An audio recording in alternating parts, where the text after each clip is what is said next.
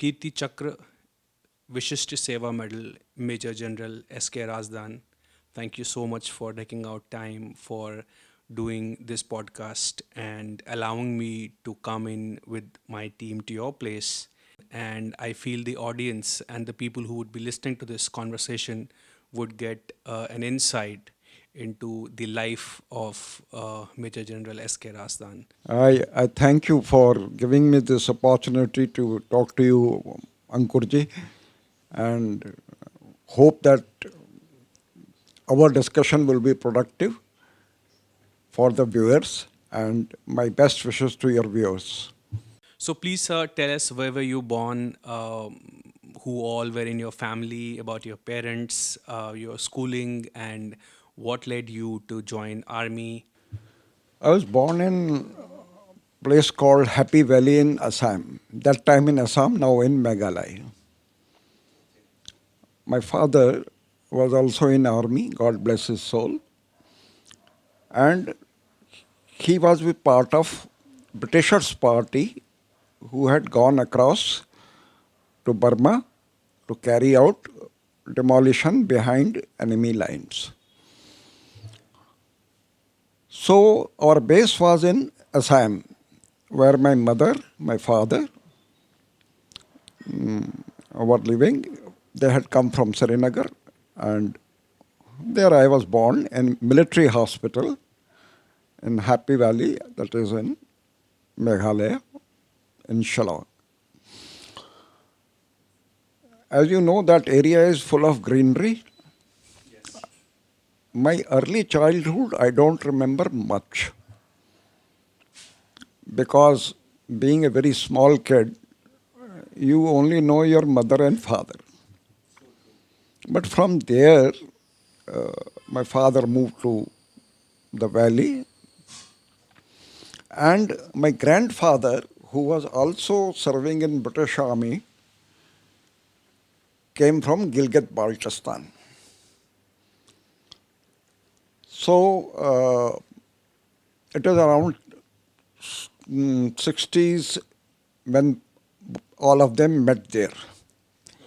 I was 6 years old that time, slightly trying to gain my senses. I distinctly remember that we had plot number 47 to 49 as a residence.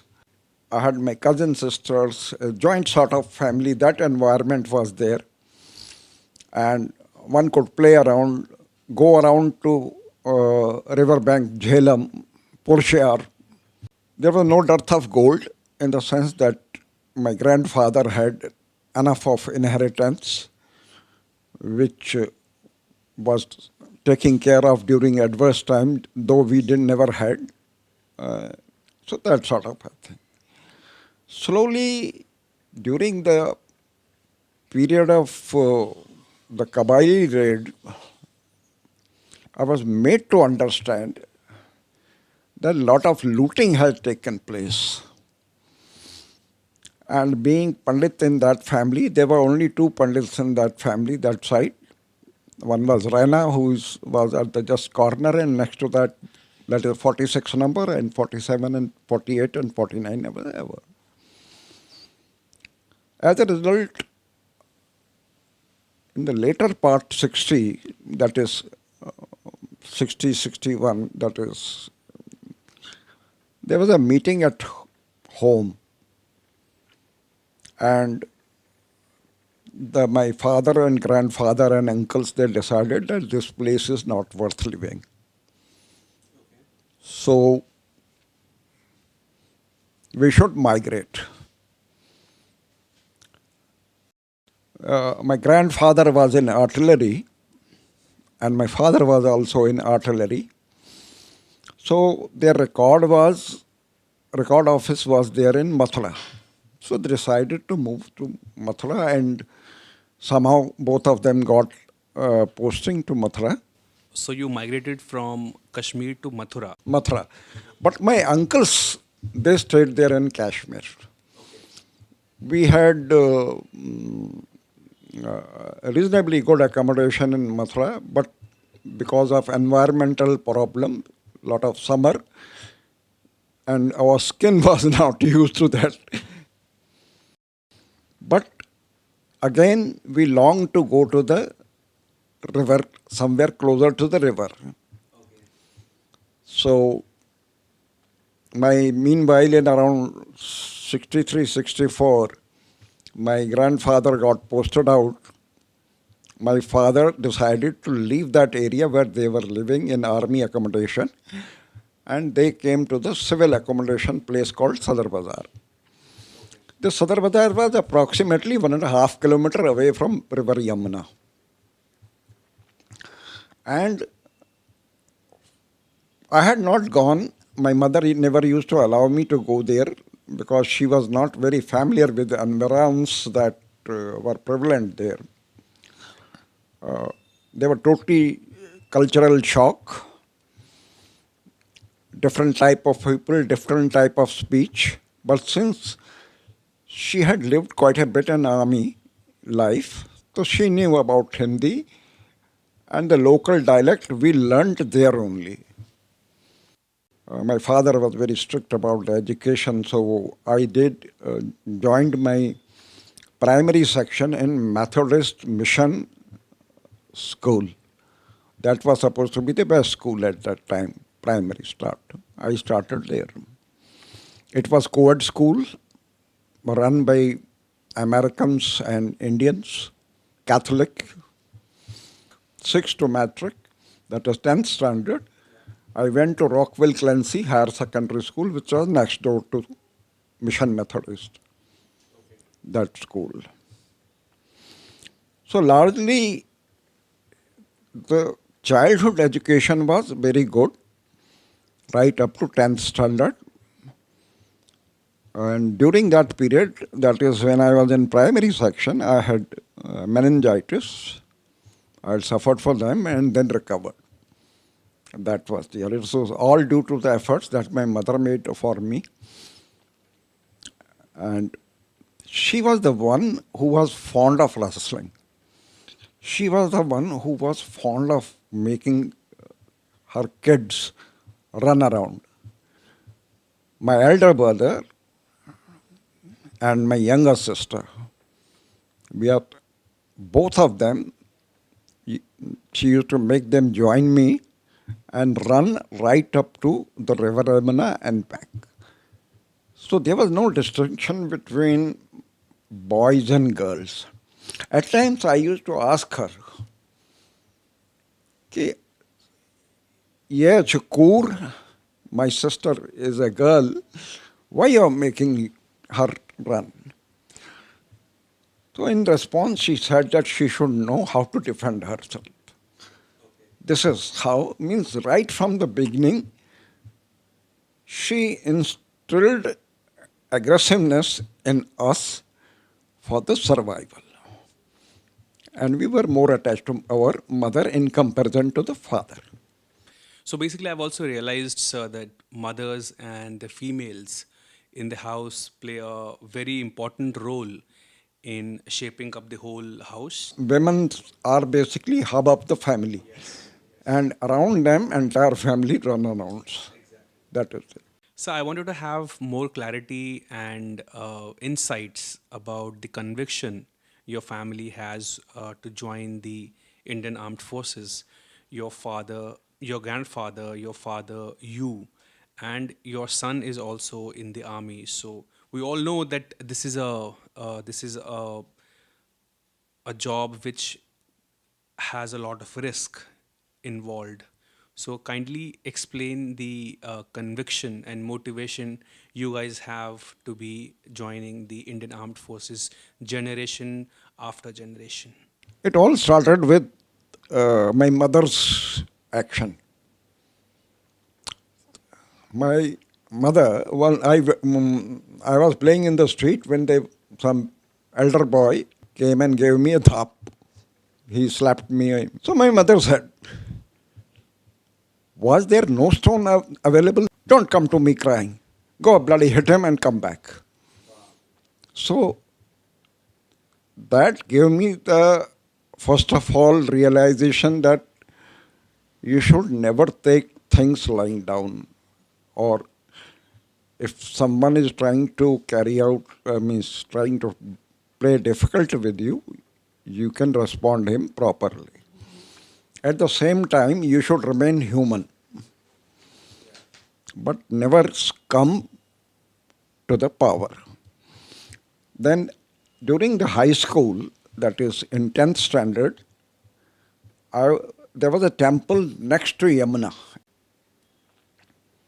It's called Chamunda Devi temple. It was totally in the state of neglect, dilapidated. I used to study there because I preferred the isolation, solace, solitude, and calmness around that because very rarely people used to come. I looked around and felt that yeah, no one is looking after this temple. There was no pujari or no one to do the cleaning part. So first I started cleaning that temple. There was a well. I used to take bath and bring lunch along with me. Once in 1972, I saw a couple of very well built men running around in that huge crowd. So some of them, after the running and physical exercise was over, so they came there. I offered them water. So they thought that I am the priest of that house, temple. So I told them, no, I am not a priest, I am a student, I just happen to be there. So they were the one who instilled or planted the thought in my mind that one should join army after studying. I said, what is the advantage? He said, look, you see us running around, we are paratroopers. And later on I came to know that they were from the Unit 6 Para SF, Special Forces. So what you're saying is that the two guys who were running around, they gave you an insight and a thought and convinced you to join the Indian Yeah, Army. when I saw them running around, but natural, there was a curiosity and inquisitiveness. So I asked them, which organization do you belong? So the response was that they were army and they were the one, then they said, look, these are the advantages of joining army, that your parents were looked after, you get free ration, free accommodation, good salary, and physical fitness. You can protect your wife and children, all those things. And the best of the thing is that your kids will get preferences in army institution as compared to others. So I took it as a gospel truth. It is there. 72 was the year because the Pakistani prisoners of war were there in Agra. That is why they were in Mathura. They had given their barracks, etc., for the prisoners' camp. So that was the reason. And 74, I finished my graduation. Babu Shivnath Agrawal Postgraduate College from physics, chemistry, and mathematics. Then joined mathematics and MSc. And thereafter, it happened that I was going to the library. One of my friends, they were filling the forms. So he was filling the form. So I asked him which form it is, because at that time you were also, as a grown-up person, one was also looking for a job. So I inquired from him, and he told me that he's applying for UPSC. Then he told me, you are good at math. Why are you applying? You are Brahmin also. Everyone knew that he is Brahmin. So you join teaching line, is good for you, you will earn good salary. I took it as a challenge that how dare he tell me that you are Brahman, you become lecturer or civil life. I said, no, I will apply. So that form was for the CDS UPSC, or the UPSC. Short Service Commission. Okay, short Short Service service. Commission. So So, as luck would have it, I got selected. He could not make it. Entire army examination is based on logic, thinking, creativity, leadership quality. If these qualities are inculcated in you or developed in you, and you learn from environment, you will be able to give the answer. I had no coaching at all. Nowadays, people go for coaching. So, therefore, the people who are going, they are a doctored one. They have some idea. Going like a raw man, totally raw person, and writing what, as per the instruction, what they had given. So, that made me officer. Since I was physically tough, my training was at that time OTS Chennai. I joined late, 1 month late for the army because I was selected for Navy under UPSC scheme, but I could not come into merit for the Navy in second or third from that. So I was given army. So it was 1 month late. And in Chennai, our platoon, that is platoon 18 of Kohima battalion, had produced maximum number of journals in a batch with minimum training. Training at that, because we joined 1 month late. So we had only eight months of training instead of 9 months. But life at Chennai was very tough, demanding. It developed determination in you developed fighting skills, tactics. You were taught about history. And it wiped out the general impression from me that army में life बड़ा अच्छा होता है, जाओ अपना खाना खाओ, थोड़ा भाग दौड़ करो and all that thing. No. In army you have to study continuously till you retire. what qualities are important to be a successful Indian military leader? Honesty, integrity, loyalty, character, knowledge, risk taking, daring, setting an example, remaining with environment, knowing what is going around your side, knowing the ground, knowing the situation, remembering the terrain as you look at your palm every day, cooperation, coordination, adjustment, multilingual skills. It is not that easy. They say in Guru Granth Sahib, जो तुम प्रेम खिलन का चाहो सिर तर तली गली मेरी आओ इस मार्ग पे शीस पैर धरीजे शीस दीजे काना न कीजे. It means if you want to come and have a love for the country, you must be ready to give your head. That is, sacrifice yourself. And this thing was also told by my mother also. She said that when you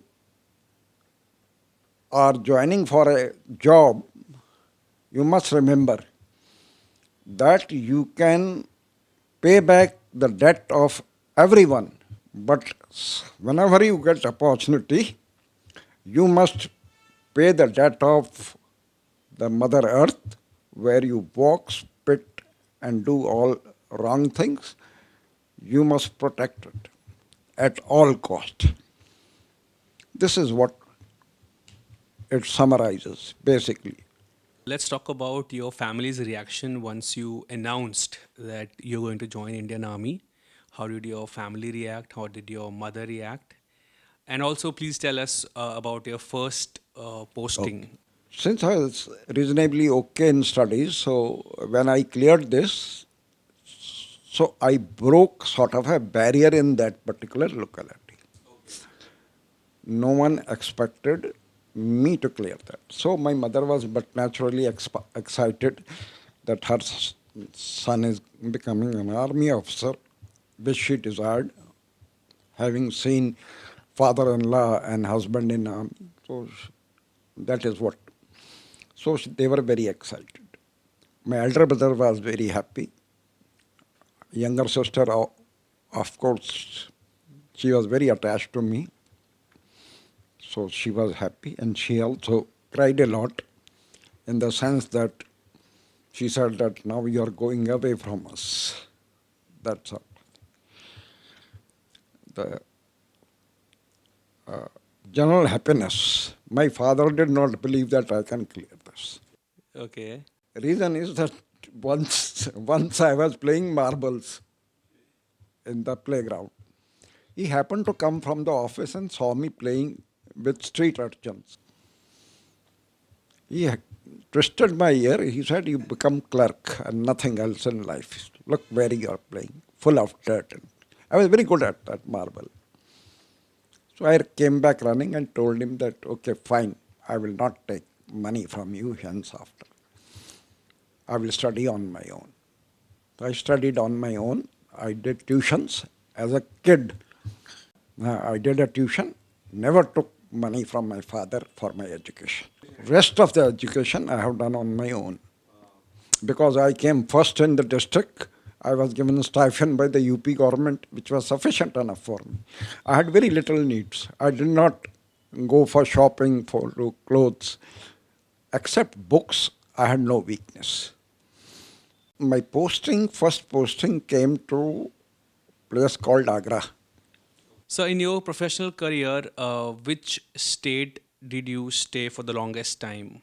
Where did you serve for the longest time? Which part of the country was that? You can say Agra and thereafter Delhi. Oh, okay. So both are in A like later part of my non-stop. service after injury, I was in Delhi. And before injury, I was for some time in Agra, 3 4 years in Agra. Sikkim, I have been to Andaman Nicobar, that side, Chennai during my training. Uh, that side I have roamed around, but I have never been to Punjab. I have not been to Punjab. I have been to Rajasthan. Rajasthan, I was in place called our headquarter was in Jaipur, and I used to go to Sadewala, Longewala, Gamnewala, Tar, Asutar, that side of area I used to operate. Can we talk about, sir, what is the difference you have seen from the time when you joined in the Indian Armed Forces and now? Like, can we talk about the how the Indian military has evolved? What are the things which you see that were not present Okay. when you joined? The change is only thing which is permanent, rest everything is temporary. The first of all, every 2 years, pick up your bag and baggage and move out to the new place and start adjusting with the people. So you learn the art of adjustment. Adjustment with people, adjustment or compromise with climate, environs, and this is first thing that is you feel. Then you have new sets of friends. You had some group of friends in previous station. You remain with touch with them. What about the kids who stay in these places where the Indian Army officers and Indian Army men stay? These kids don't have a long-term friends. So, The good thing about army is it develops the skill of social adjustment and maintaining contact, communication. Even if, let us say, I had left the Mathura, I was in touch with Mathura. Because in leave, casual leave, that is called, that 14 days casual leave. You get it in batches of 7 days, or depending upon the commitment of the units. You, I used to come down and meet the people, old, and revive the old memory and have a very huge laugh. Okay, so basically, you also learn how to maintain relationships. I became officers, so but natural they used to ask for canteen stores and other thing. I used to carry carry for them, uh, carry for them, and that helped a lot. Okay, so a lot of focus goes to Kirti Chakra, but very less information is available online or anywhere for the Vishisht Seva Medal, which Major General S.K. Razdan got. So we'll talk about Kirti Chakra as well, but if you could talk in depth about the Vishisht Seva Medal which you got. First medal that I got during the service was commendation card. It was given for operational recce. Recce means reconnaissance, climbing at Virgin Peak with a vertical climb of 7,000 feet. So I was selected from the regiment side as part of the mountaineering expedition and went right up to the number 2 peak, means help them in setting up the advanced base camp. And during the avalanche period, I rescued the summiteers from the avalanche site. That was minor avalanche. Part of their tent was had got buried. So that was my first medal. That was in 1978. So is this the Indian Army's job to protect people who are going there out and climbing? They were part of our team, na? Okay. Army team. I told you that it's operational reconnaissance. In 1978, I got my first medal. 1992, I got my second medal, Army Staff Commendation Card for counter-insurgency operation in Northeast. In Northeast, I had operated in Manipur. I had area about 105 villages under me. There was 500 odd square miles at that time. That is 800 square kilometers. That was big area. So instead of hunting the militants right from the go, I started social work, developed winning the hearts and minds of people, and then local inhabitants, they helped me a lot in carrying out the operation, giving me the prior information as to, well, for that I got commendation card. Then in 1994 operation, I got commendation card for 1996, because I was seriously sick, not able to move around, but I was alive, so they decided as and when he stabilizes, so he will get the designated award, Kirti Chakra. Next award I got, as a disabled, again a commendation card, that is GOC in C, Western Command Commendation Card,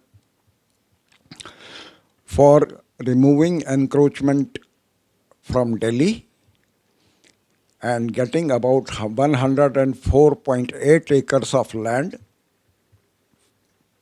free of encroachment from squatters. So this was the defense land. Defense land. It is opposite Dhalakua, a prime location. I dug out an old Gazette notification of 1915, which demarcated the entire Delhi cantonment, and it was produced in the court, and court gave the decision in favor of encroachers. Because Supreme Court has given the directions that this encroachment has become a business, and encroachers are first of all squatting on the land and asking for compensation to vacate the land, which is a business. Therefore, they should be evicted out. Then, first time I introduced the satellite imagery for land records in the same organization. For these two things, they gave me Kirti Chakra, this commendation card. Thereafter, I got posted to DRDO in Laser Science and Technology Center. There I got award for 2 years as an outstanding performance. So there was my contribution in electro-optical countermeasure laser and technical management. For that, they gave me award twice. Thereafter came the VSM. There was a desire from then Chief of Army Staff, General J.J. Singh, that we must have a think tank, tri-service think tank. Jointness in armed forces must come at that time so that we can think about the future. It was a futuristic thing. So for that, you have to write project, get ministry sanction, approval, place, and make the charter of duties of that. So I was the one who wrote about Center for Joint Warfare Studies. So I got Vashisht Seva Medal for that. It is also a presidential award given by Shrimati Pratibha Patil, then the president. And I'm glad that as a disabled, the nation recognized my service and considered me fit to receive this award. When the call came, it came in a form of a request from a father to an unknown person. Father whose daughter was being molested, sexually exploited by the militants who had come across from Pakistan for so-called freedom struggle. But they started exploiting Kashmiri Muslim women more than anyone else. So that's how the father got involved. I was sitting on a shop when he requested me that, sir, this is the problem, could you please help? Someone told him that he's in army and he's sitting here. His name is Aslam Sher Khan, which was my alias name. But he had a faith that I'm a Kashmiri. Okay, no one knew that you were a Kashmiri. No one knew. He had a faith. He is a Kashmiri and he's from army, he will work. Maybe that I gave out during my speech that I am a Kashmiri, sort of a Kashmiri accent, because I used to occasionally utter Kashmiri words. Oh, so they picked up your accent. Yeah, it is your accent and your style of delivery also. He came, he said that 14 girls have been abducted. Could you please help? That was not my area. But I strongly felt about it that some operation has to be carried out because no one was listening to them. That was not an area where army was deployed. Okay. So I went to my superior and sought permission from him. He was kind enough to give it. What rank were you at that time? And I was major. I had cleared staff college. After that, I came to the unit and thereafter was posted to J&K. And you can say 1989. And from 92 onwards, I was in the valley. Yeah, I do. Kashmiri तो आता है. नहीं, but घर पे, अपने घर पे. हमारे घर में कश्मीरी बात करते थे. Because, yes. You were in touch with. हाँ, in touch. My mother, everyone used to speak in Kashmiri at home. Okay, so But we may not respond that eloquently The eloquence was missing, but water kosher, जो बोलते हैं broken Kashmiri, that we used to do. Okay, so वो बंदा आता है और आपके पास आके रिक्वेस्ट करता है। He requested for rescue, took permission. Next day we went. I went with along with 20 chaps, and my sole aim was to rescue these girls and ladies from inhumane condition, what they were living as a sex slave. That was the.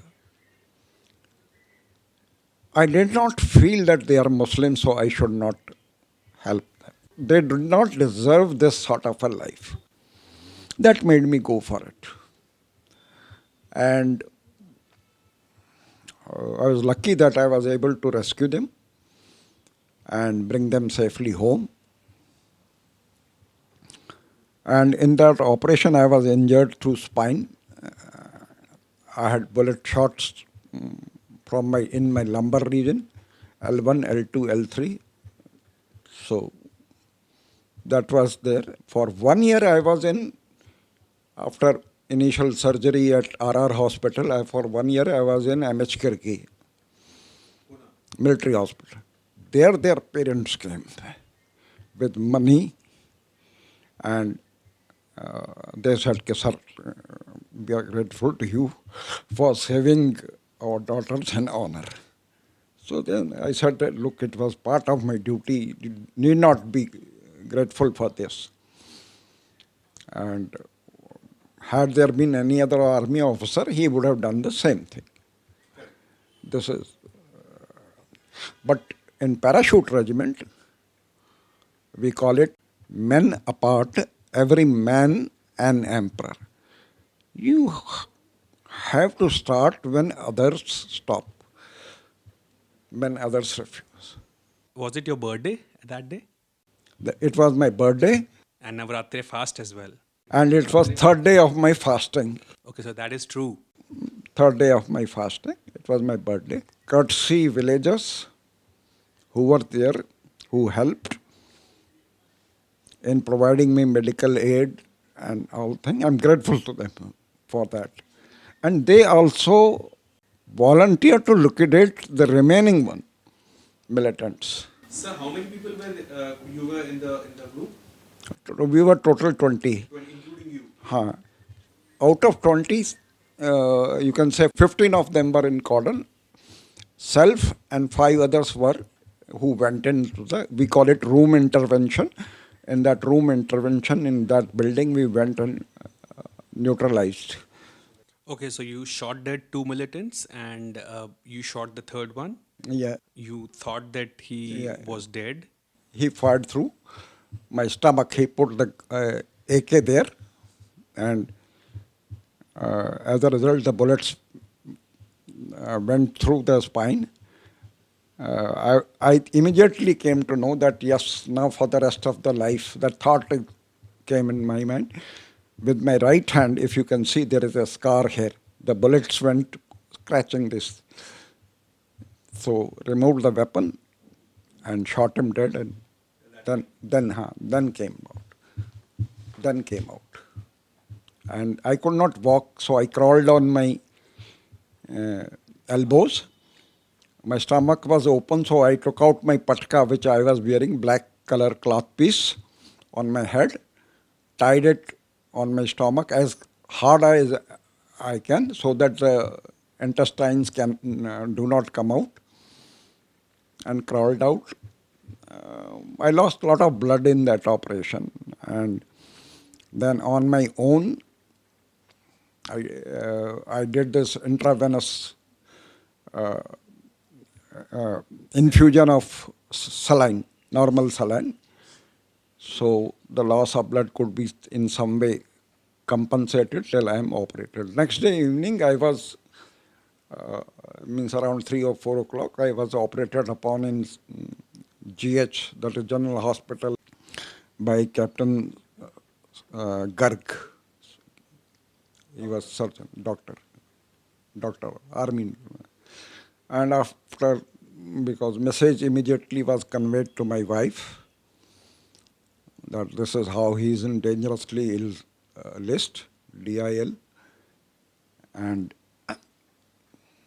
thereafter, I was brought down to Army Hospital, RR, operated again, and about 2.5 liters of pus came out from my body because the bone fragments, uh, flesh, and other things were inside the body, which had caused that damage inside, pus inside. The situation you were in at that time, 99.99% people would have collapsed or wouldn't know what to do at that time. When you saw your own part of body out and you knew that what repercussions it'll have on you in your life, how could you gather the energy and what went inside you so that you actually carried on with the mission even in that physical condition you were in?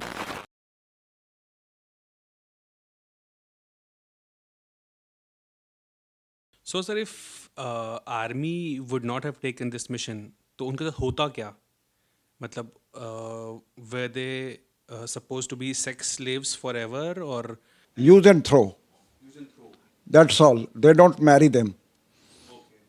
It happened throughout the entire period of asymmetric warfare which Pakistan had launched. And later on, it got converted into hybrid operation. There was a gun placed on their head. Militant used to force them. There was no employment. Maximum employment, they got it from tourism.